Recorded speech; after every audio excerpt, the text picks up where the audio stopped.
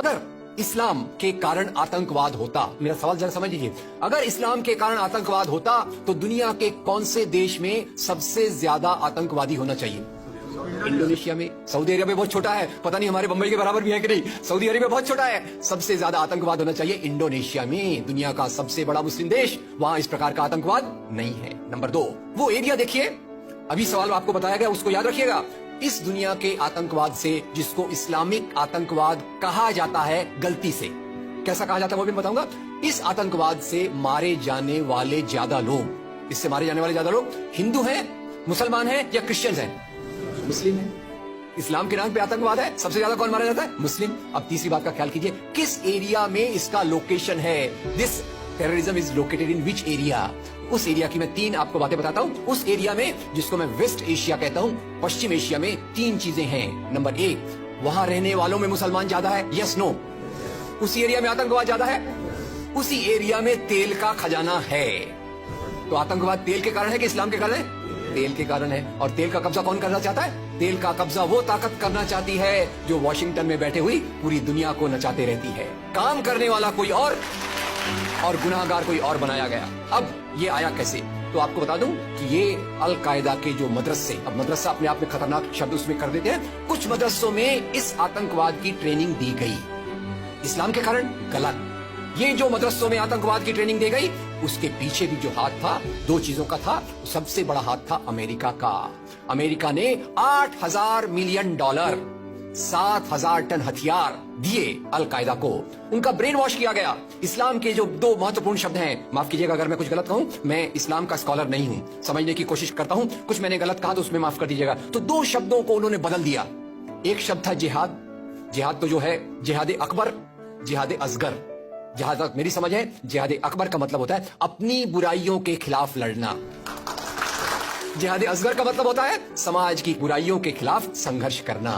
तो इस जिहाद शब्द का मतलब बदल कर दिया गया कि जो भी व्यक्ति आपसे असहमत है, जो भी व्यक्ति को, किसी को पहले काफिर लेबल करो। अब काफिर का भी एक बहुत अलग मतलब है, I won't go to the details of that.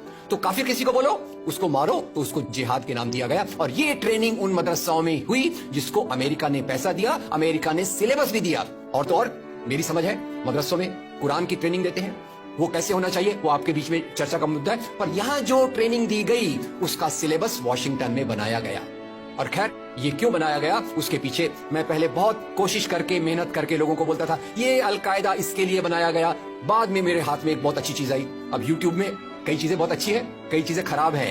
YouTube के कारण हमारे कई नौजवान भटक भी रहे हैं, पर यूट्यूब की कुछ अच्छी चीजें आपको बताता हूँ। यूट्यूब में आप सर्च कीजिएगा 3 शब्दों को, हिलरी क्लिंटन अल कायदा अमेरिका, उसमें आपको 4.5 मिनट का एक वीडियो मिलेगा जिसमें हिलरी क्लिंटन बताती है, मैं नहीं कह रहा, हिलरी क्लिंटन कहती है कि हमको रशियंस के खिलाफ लड़ना था, हमारी फौजें जो वियतनाम से एकदम डिमोरलाइज होकर आई थी वो तैयार नहीं थी, तो इन एशिया के मुसलमानों के नौजवानों के कंधे पर रखकर हमने अपनी बंदूक चलाई, हमने अल कायदा खड़ा किया, हमारा काम हो गया, हम अपने हाथ धो लिए और हम अपने वापस आ गए। यानी हमने कैंसर के बीज डाल दिए, हम तो अपने देश में सुरक्षित हैं। उसका जो नतीजा भुगतना हो वो एशिया के लोग भुगते, वेस्ट एशिया के लोग भुगते। और उसी के साथ 9/11 के बाद, उसी के साथ अमेरिकन मीडिया ने एक सबसे खराब काम किया, the most anti human act in the history of Mankind. मैं पूरी जिम्मेदारी से ये शब्द कह रहा हूं। क्या किया था अमेरिकन मीडिया ने? अमेरिकन मीडिया ने धर्म को आतंकवाद से जोड़ दिया।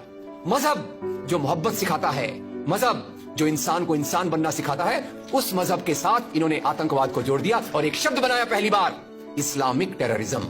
याद रखिए, दुनिया में आतंकवाद पहले भी हुआ है। याद रखिए आयरिश रिपब्लिकन आर्मी, याद रखिए खालिस्तान, याद रखिए नाथुराम गोडसे, याद रखिए इंदिरा गांधी का हत्यारा, याद रखिए राजीव गांधी का हत्यारा। आतंकवाद पहले भी हुए हैं, पर कभी भी मजहब को आतंकवाद के साथ नहीं जोड़ा गया। तो मैं मानता हूं अमेरिकन मीडिया ने अगर सबसे गंदा, सबसे एंटी ह्यूमन काम किया है तो इस जुमले का बनाना, जिसको कहते हैं इस्लामिक टेररिज्म। अब इसके पीछे इस्लाम का कोई हाथ नहीं। जिहाद शब्द का मतलब बदल दिया गया और काफिर शब्द का मतलब बदल दिया गया। यहां से ब्रेन वॉश की एक प्रोसेस चालू हुई और इसी को मैं कहता हूं, ये प्रोसेस जो चालू की, ये प्रक्रिया एक कैंसर होती है। मेरा थोड़ा मेडिकल बैकग्राउंड है, मैं जानता हूं कैंसर शुरुआत में होता है, आपने ट्रीट कर लिया तो ठीक है, जब वो फाइनल स्टेज में जाता है तो पूरी दुनिया की बर्बादी करने पे तुल जाता है। और वही बात अल कायदा के साथ हुई। अल कायदा के बाद मामला वहीं खत्म नहीं होता। तेल की प्यास, तेल की भूख बहुत बड़ी है। आप जानते हैं भारत 200 साल तक गुलाम रहा इंग्लैंड का। काय के लिए गुलाम था? क्योंकि उनको यहाँ का कच्चा माल लूट कर ले जाना था।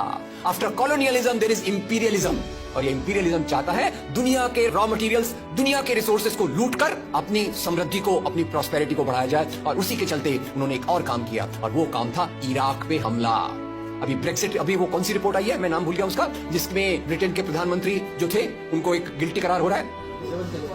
वो रिपोर्ट में पहले उन्होंने तय कर लिया कि हमको इराक पे हमला करना है, बाद में आर्ग्यूमेंट ढूंढते रहे कि भाई कौन सी बात पे हम इराक पे हमला करें, तो बोले अरे इराक के पास तो वेपन्स ऑफ मास डिस्ट्रक्शन है।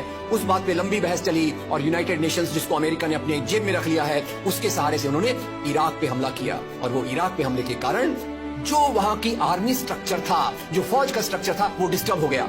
एक तरफ से वो डिस्टर्ब हो गया, दूसरी तरफ से अल कायदा की आइडियोलॉजी आई, और इन दोनों को मिलाकर ISIS बना।